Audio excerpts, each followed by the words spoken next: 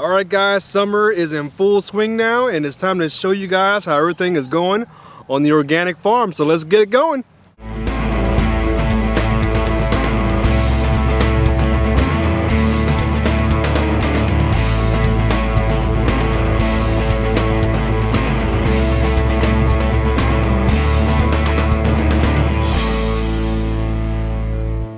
What I'm going to show you real quick is just a quick panoramic view of the farm, and this is a Swiss chart in case you're wondering what we got in this particular row. These other rows are tomatoes, which I'll give you a little close-up.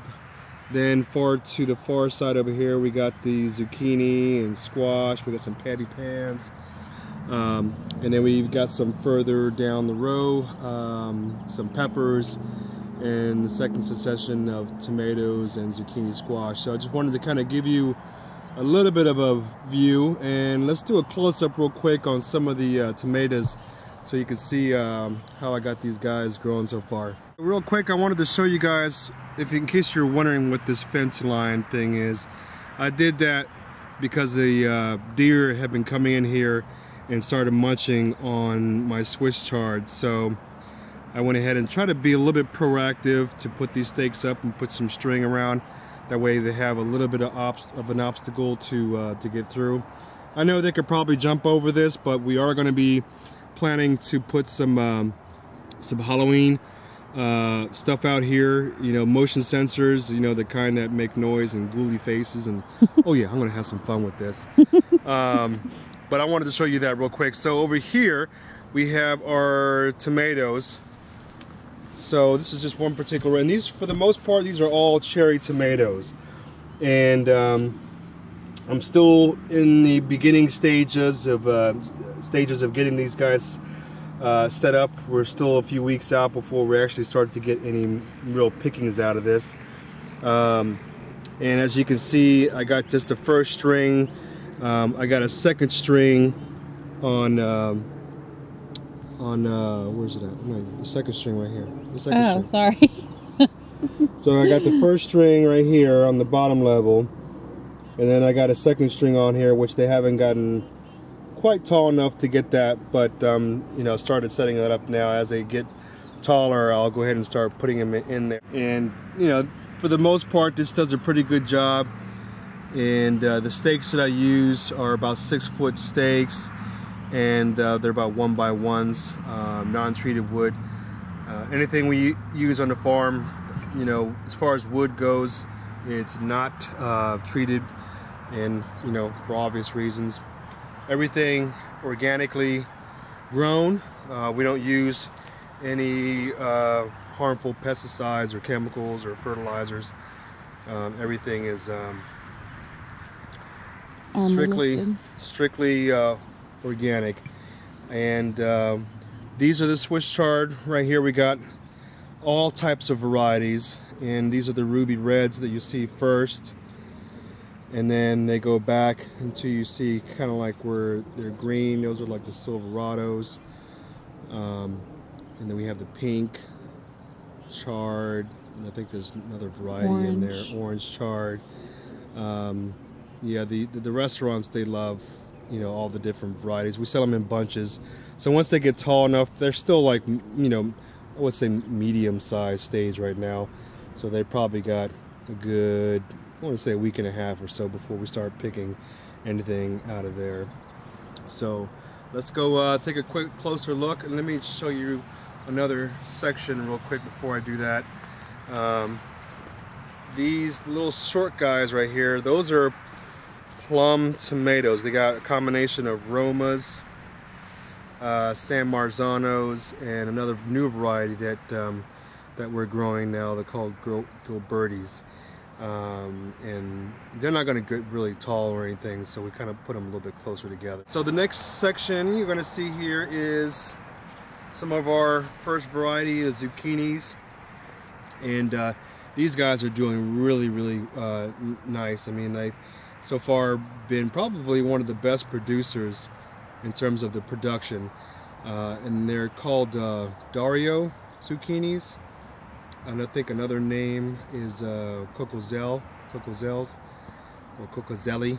I'm not sure how it's pronounced, but they're basically like a green stripe. You can kind of see right there. Sorry, my finger's a little blurry. You can kind of see the they're striped zucchini. And then we have all the varieties. We have the stripe, we have the regular dark green, we have the yellow squash.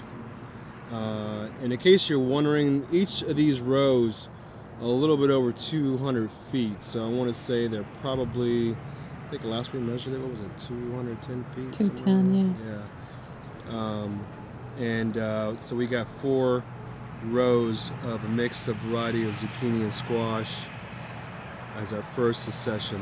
The next section we have are the peppers, and these are all sweet peppers.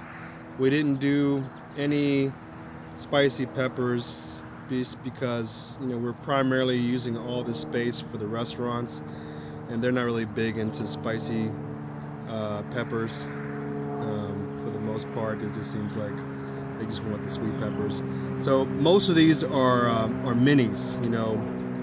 They're like a combination of Bengal peppers, Ecos are in there, and I think the red rooster, roasters or something like that. As they grow, I'll be showing you guys. It's kind of hard to distinguish, you know, them now, but if I zoom in on one of these, you could probably see one of the peppers growing. And they don't get really big. You know, they're, I don't know, maybe about a quarter size pepper. And you know, the restaurants love them. You know, they come in all different colors. You know, yellow, orange, brown, red. And so, you know, when you show up with a whole variety of all these beautiful colors of the peppers, they love it. They can't get enough of that stuff. So, all right. And to the right of that row, you'll see another section of tomatoes. Again, for the most part, these are all cherry varieties, and that's for our second succession. And this will go into September. And because, you know, we're in the state of Delaware, we have pretty long summers. You know, the fall weather around here is pretty warm, so we can get away with growing this stuff. I think last year we was picking until I want to say the first month of the first week of November, but then so that's, I didn't quite plant as many for the second succession just because, you know, the season kind of starts to slow down in September, but I do have restaurants that still have a pretty good demand, so we didn't do too much as we did in the first succession.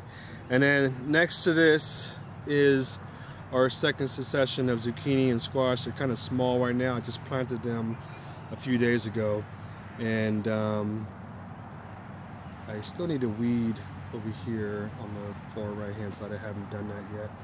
I did these rows, and in case you're wondering what I do for that, I use a weed whacker.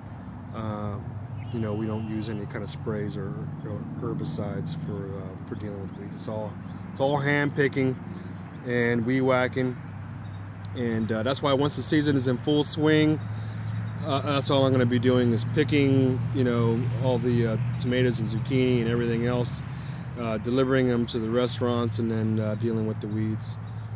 Biggest challenge right now is dealing with the cucumber beetles.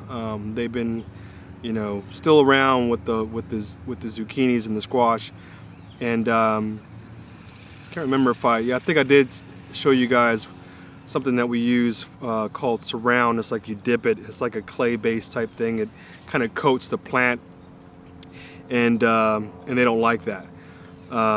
It's non-harmful to any other beneficial insects. So that has been, you know, a good thing to use. And we also been, this year we're doing a new thing, and we're introducing nematoids into the mix. So that will also increase more beneficial insects. And a couple of traps we set out, you know, for specifically for the cucumber beetles. I'll have to do it on a different video so you guys can get some some more information on that. So that's it though for today, and so slowly but surely we're getting there, and we've already started harvesting the zucchini and squash. I think our first week we got about 100 pounds, and that's with a loss of some of the squash that, you know, didn't make it for reasons of deer related. All right guys, that's it. Y'all have a good one, and I'll see you guys next time.